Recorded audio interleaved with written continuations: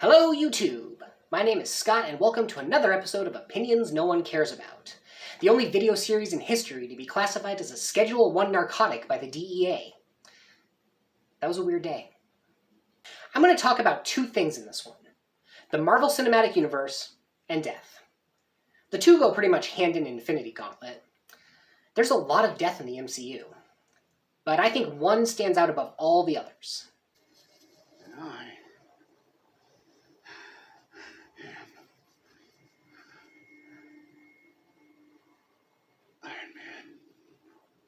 Full disclosure, I cried watching Endgame. Twice. And to be fair, watching Spider-Man get dusted 2 movies previously might have been even more wrenching. But I want to talk about Iron Man's death in association with another Marvel property. After the events of Loki gave us the multiverse, we were treated to the series What If? This was an anthology series that had Uatu, the Watcher, looking at different universes to see how they differed from, shall we say, MCU Prime. As a longtime fan of alternate timelines and parallel universes, I loved the show. It was kind of like AU fanfiction, the series.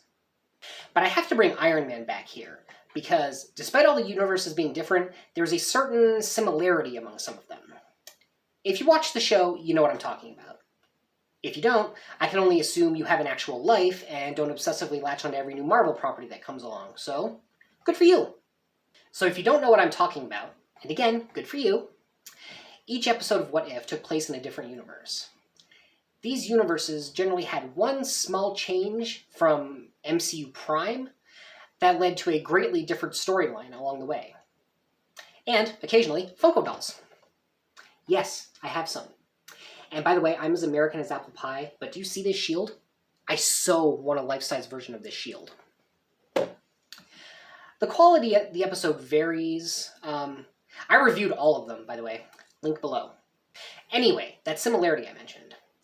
There are 9 episodes in this series, and in 4 of them, Iron Man dies. And we're not talking quiet, peacefully in your sleep type deaths.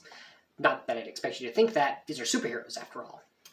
But in 3 out of the 4, Iron Man is straight up murdered. The 4th one is a zombie episode, which I think technically counts, although you could make an argument for alive versus undead, but I'm on a roll here, so let's continue. In case you didn't know, the events of Iron Man 2, Thor, and the Incredible Hulk, the Edward Norton version, all take place in the same week in MCU Prime. In this alternate universe, it's the same, except Hank Pym wants revenge on S.H.I.E.L.D. because his daughter Hope was a S.H.I.E.L.D. agent who died on a mission. So he uses his shrinking technology to take out potential Avengers before the team can even be formed, which unfortunately is why this happens. Stark, you okay? Stark. Tony! Tony! He's dead. Next up came the zombie episode, which is kind of formulaic. I don't think I need to go over that. Okay, to be fair, it ends with the possibility of a cure, but Iron Man does spend the entire episode being dead. Or undead. Whatever. Then there's an episode that asks what would happen if Tony Stark was rescued in Afghanistan by Killmonger instead of getting blasted by his own rocket. That turns out to be a rather convoluted plan by Killmonger to become Black Panther. And when Tony finds out, Iron Man's last appearance came in an episode where Ultron gained control of Vision's body, used the Mind Stone to lay waste to the planet, and then managed to get control of the world's nuclear codes. Of course, the Avengers tried to stop him, but you're talking Ultron in Vision's body, so... And in the other episodes, Iron Man doesn't appear at all. The Captain Carter episode does have a World War II era proto-Iron Man suit. This one, to be exact. But there's a non-enhanced Steve Rogers in it. There's an episode that wonders what would happen if T'Challa became Star-Lord instead of Peter Quill, but that one takes place almost entirely in space, except at the end when they're in Wakanda. There's a Doctor Strange episode where he winds up destroying his entire universe except for himself and a dead Christine Palmer. Okay, so I suppose technically that does count for another Iron Man death, but you don't see him in it. Then there's episode 7, which asks what would happen if Thor had been an only child, if Odin had given Loki back to the Frost Giants. Well, it turns out he would still go to Earth, But not because he was banished from Asgard. He's gonna throw a party! The entire world turns into this one huge rager. But you know who you don't see anywhere? Billionaire playboy Tony Stark, who loves a good party as much as the next guy. In fact, probably more so. Even in the recent Doctor Strange and the Multiverse of Madness, there's no Iron Man among the Illuminati. Possibly because this is an alternate universe that doesn't have a monetary system, so Tony Stark isn't a billionaire, but he's still a genius, right? So the obvious question is, how could this happen? This clearly goes way beyond coincidence. The multiverse opened up, and everywhere we look, Tony Stark either doesn't exist or has a really short shelf life. Well, as is my way, I thought about it, and recalled an obscure scene from a cartoon that might explain the whole thing. So let's go back to Loki and talk about He Who Remains, aka Kang. Kang was a brilliant scientist who traveled the multiverse and met variants of himself. Kind of like Rick Sanchez, except he, cares about people. Unfortunately, not all Kangs had the same idea of peaceful cohabitation, which led to a huge multiversal war amongst them. So this version of Kang was the one who won the multiversal war and established the sacred timeline, setting himself up as, its protector. And he warned Loki and Sylvie that if they were to kill him, as they came there to do, then another version of Kang would come along who probably didn't have the multiverse's best interests at heart. So guess what happens? Aren't you gonna beg for your life? Good.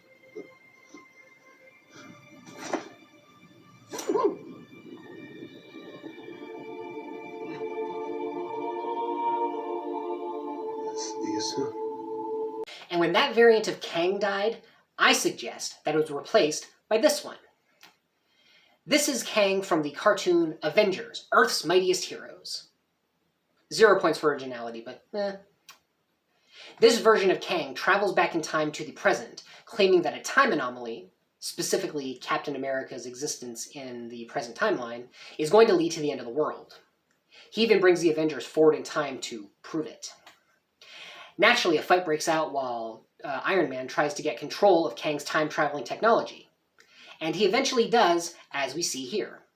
Your tech is incredibly advanced, yeah, but some of its physical systems are based on very, very old technology. Stark Industries technology. Activate time circuits. And with this version of Kang in charge of the multiverse, remembering that it was Iron Man who beat him, well, he's going to take his shot. Spreading out across the multiverse, manipulating events so that Tony Stark either dies or never exists at all.